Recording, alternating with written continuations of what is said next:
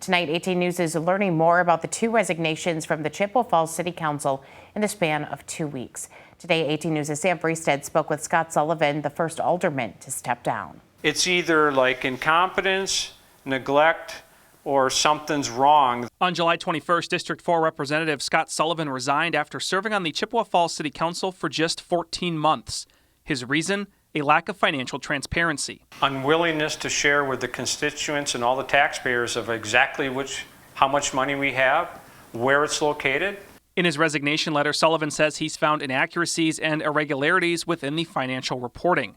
Because of an ordinance dated in 2011, only the finance manager oversees all records, fund balances, bank records, and investments. There's no treasurer's report, so the treasurer is never required to spell out the city finances of where we're at today, how much money is left in each of the budget expenditures. Upon learning this, Sullivan worked to have the language changed to view the balances. Support from other council members failed, and the effort was denied. The moment I start like, well, hey, you know what, this doesn't really make sense, or, you know, how come we're not sharing this information, and why aren't we as transparent as all the other communities around us? Then the circle began to tighten.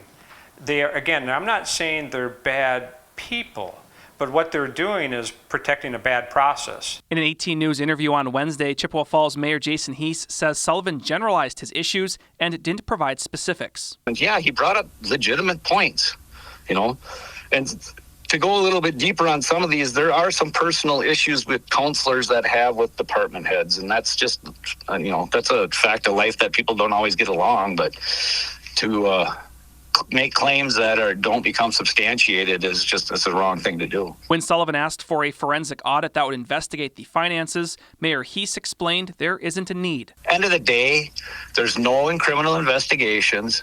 There's not been any charges filed against anyone.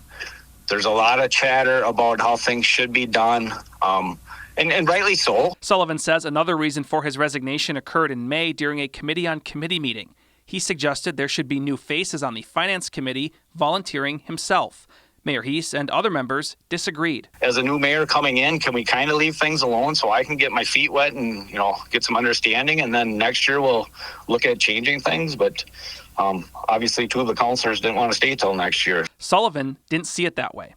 They just didn't want me to be on that committee because I would hold them accountable to the documents that are around us. Moving forward, Sullivan wants answers and accountability. The city's done a great job in building things, but what we've not done is a great job of being transparent and forthright with those whose money it is.